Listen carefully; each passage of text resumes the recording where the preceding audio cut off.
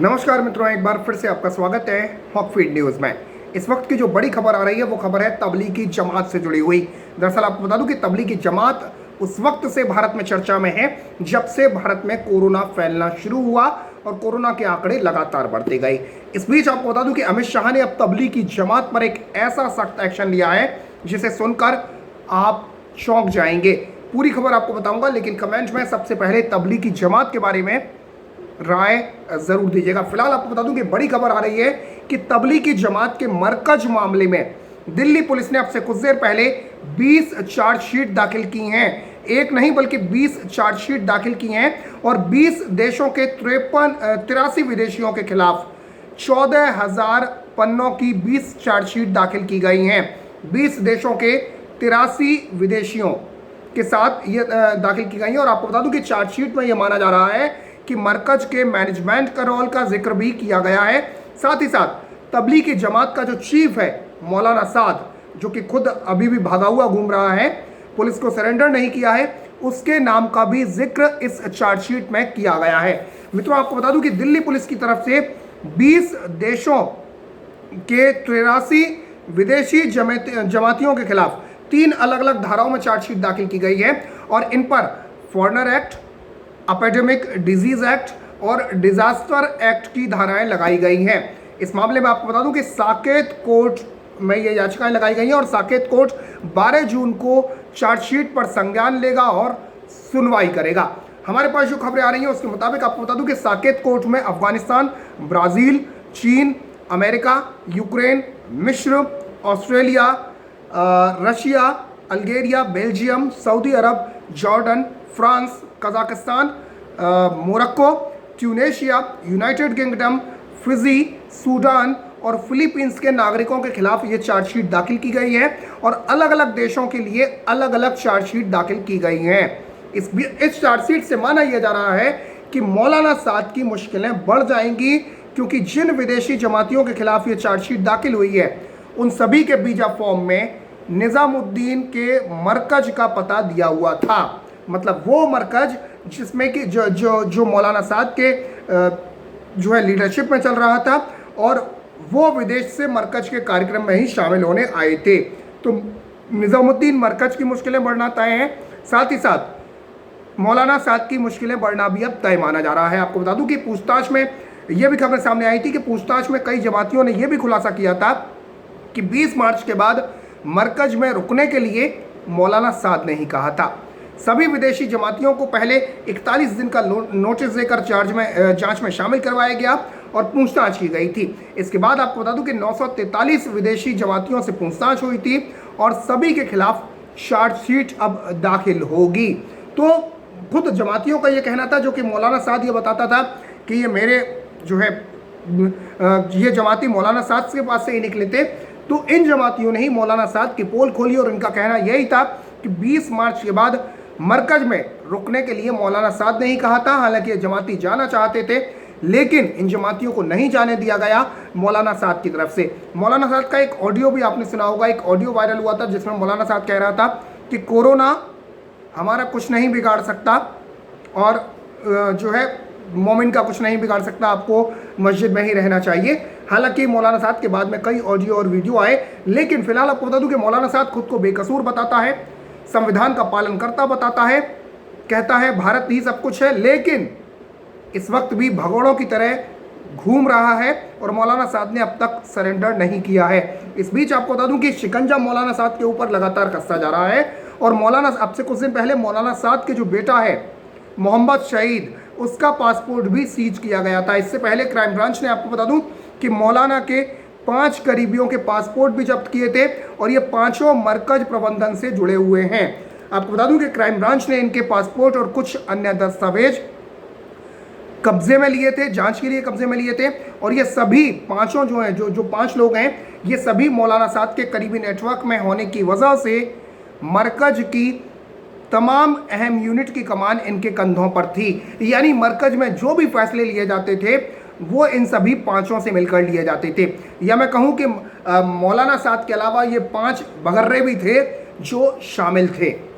मतलब जो भी सारी चीज़ें हुई हैं मरकज़ को देखते हुए, तो वो ये पांचों वही मौलाना साद के करीबी थे और ये भी हर फैसले में शामिल थे। आपको बता दूं कि क्राइम ब्रांच की इस कार्रवाई के बाद अब इनमें से कोई भी जांच पड़ताल की प्रक्रिया पूरे किए बगैर भारत को छोड़कर नहीं जा सकता, यानी भारत देश छोड़कर वो नहीं जा सकता है। इसके बाद आपको बता दूं कि क्राइम ब्रांच के सूत्रों का ये भी कहना है कि ये पांचों मौलाना साद के इतने खास हैं कि मौलाना साद मरकज से जुड़े सभी बड़े फैसले लेते समय इनकी राय जरूर लेता था। ये मौलाना की कोर टीम के सदस्य बताए जा रहे हैं और क्राइम ब्रांच के साथ साथ ईडी भी इस पूरे मामले की जांच कर रही है। आपको बता दूं कि पिछले कुछ दिनों से मरकज और मौलाना साद नेटवर्क से जुड़े करीबी लोगों से रोजाना पूछताछ की जा रही है और जांच टीम के निशाने पर एक ट्रस्ट भी है जिसकी भूमिका इस वक्त सवालों के घेरे में है। बताया यह जा रहा है कि इस ट्रस्ट को लेकर भी जांच टीम ने अपनी जांच जो है वो तेज कर दी है और इस मामले में करीब 10 से ज़्यादा लोगों से अब तक पूछताछ की जा चुकी है। तो लगातार जमातियों के बारे में रोज नए खुलासे हो रहे हैं, लेकिन 20 चार्जशीट दाखिल की गई, 14,000 पन्नों की यह चार्जशीट दाखिल की गई और इन चार्जशीट में विदेशियों को भी शामिल किया गया है जो कि दुनिया के तमाम देशों से जो मरकजी जो जमाती यहाँ पर आए थे और जिन पर अब यह आरोप लग रहा है कि उन्होंने कोरोना को फैलाया। दरअसल मित्रों आपको बता दूं कि भारत में एक वक्त ऐसा लग रहा था कि कोरोना पर हम कंट्रोल पालेंगे, कोरोना पर भारत विजय पालेगा, लेकिन तभी निजामुद्दीन तबलीगी जमात के लोग आते हैं और उसके बाद कोरोना पूरे देश में फैल जाता है। 18 या 17 अप्रैल को आपको बता दूं कि पिछले महीने ही स्वास्थ्य मंत्रालय की एक प्रेस कॉन्फ्रेंस में भी यह दावा किया गया था कि भारत में कोरोना के केसेस में 30% से ज़्यादा जमाती हैं। और हाल ही में आपको बता दूं कि WHO का कार्यभार संभालने के लिए पहुंचे डॉक्टर हर्षवर्धन से भी जब तबलीगी जमात को लेकर एक क्वेश्चन पूछा गया था तो डॉक्टर हर्षवर्धन ने ये साफ कहा कि तबलीगी जमात के क्वेश्चन को पूछकर बार बार तकलीफ न दें, इससे तकलीफ होती है, इससे कष्ट होता है। लेकिन उन्होंने ये भी साफ कहा कि एक वक्त ऐसा था जब ऐसा लग रहा था कि कोरोना पर भारत कंट्रोल कर लेगा, लेकिन तभी तबलीगी जमाती आ गए। आपने भी हरकतें सुनी होंगी तबलीगी जमातियों की, जिस तरीके से तमाम वीडियोस, तमाम सोशल मीडिया पर तमाम वीडियोस वायरल हुए थे, थूकना, डॉक्टरों के ऊपर थूकना, पुलिस के ऊपर पथराव करना या नर्सों के सामने अश्लील हरकतें करना। तो ऐसी तमाम खबरें आई थी, ऐसे तमाम वीडियो सामने आए थे। लेकिन अब जो सबसे बड़ी खबर यह आ रही है कि गृह मंत्री, आपको बता दूं कि दिल्ली पुलिस सीधे गृह मंत्रालय के अधीन आती है। गृह मंत्री इस वक्त अमित शाह हैं और अमित शाह का चाबुक इस वक्त तबलीगी जमात के इन जमातियों पर चल रहा है और लगातार कार्रवाई की जा रही है। पहले आपको बता दूं कि पूछताछ की गई, पूछताछ में कई खुलासे हुए और उसके बाद अब चार्जशीट दाखिल की गई है। इसके अलावा आपको बता दूं कि क्वारंटीन सेंटर में रखे गए विदेशी जमातियों को भी नोटिस देकर उनके पासपोर्ट, वीजा समेत अन्य जरूरी दस्तावेजों की जांच भी की जा रही है। इसके साथ ही क्राइम ब्रांच उनके बयान भी दर्ज कर रही है। क्राइम ब्रांच ने आपको बता दूं कि 816 विदेशी जमातियों को अब तक नोटिस देकर उनसे पूछताछ की है, तो लगातार ये पूछताछ चल रही है। आपको बता दूं कि इससे पहले निजामुद्दीन के मरकज के कार्यक्रम में शामिल हुए 916 विदेशी नागरिकों को छोड़ने के लिए एक याचिका दाखिल की गई थी दिल्ली हाई कोर्ट में और दिल्ली हाई कोर्ट ने उस पर दिल्ली सरकार और केंद्र सरकार से स्टेटस रिपोर्ट मांगी है। कोर्ट ने कहा कि इस मामले में डबल बेंच सुनवाई करेगी और इससे पहले दोनों पक्ष जो है वो अपना दोनों तरफ की जो पक्ष हैं वो कोर्ट के सामने अपना रुख रखें। इससे पहले आपको बता दूं कि याचिकाकर्ताओं की तरफ से जो कहा गया था वो ये कि निजामुद्दीन मरकज में विदेशों से आए कितने लोगों को इंस्टीट्यूशनल क्वारंटीन किया गया है, इसकी रिपोर्ट तो खुद सरकारों को कोर्ट के सामने रखनी चाहिए। याचिका लगाने वाले 20 लोगों ने हमें बताया है कि कुल 900 लोगों को इंस्टीट्यूशनल क्वारंटीन में रखा गया है। आपको बता दूं कि गृह मंत्रालय खुद अपनी ही गाइडलाइन का इसमें पालन नहीं कर रहा है, ये याचिका में कहा गया था। साथ ही कहा गया था कि हमारे पास जो जानकारी है वो हमने कोर्ट को दे दी है।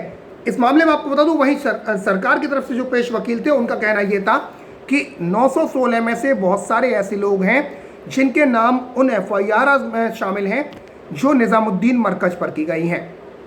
तो वकीलों का यही कहना था, जो याचिकाकर्ता के वकील थे, कि उनकी गिरफ्तारी होनी चाहिए, उनको इंस्टीट्यूशनल क्वारंटीन क्यों किया जा रहा है। लेकिन मैं मित्रों आपको बता दूं कि सरकार की तरफ से यही कहा गया, केंद्र सरकार की तरफ से कोर्ट में यही कहा गया कि इनको इंस्टीट्यूशनल जो है क्वारंटीन किया जा रहा है और उसके बाद इन पर आगे की कार्रवाई होगी। इनमें से कई ऐसे हैं जिन पर FIR और मामला दर्ज किया गया है।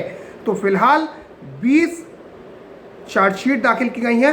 14,000 पेज की चार्जशीट दाखिल की गई है और उसमें आपको बता दूं कि 20 देशों से ज़्यादा विदेशी जमाती भी शामिल हैं। तो लगातार एक्शन दिया जा रहा है जमातियों पर। तो खबर पर अपनी प्रतिक्रिया व्यक्त करें, साथ ही साथ देश हित से जुड़ा चैनल है, चैनल को सब्सक्राइब कर दें और बराबर में जो बेल आइकन है, जो घंटी का निशान है, उसे ज़रूर दबा दें। फिलहाल के लिए इतना ही। जय हिंद, जय भारत, नमस्कार।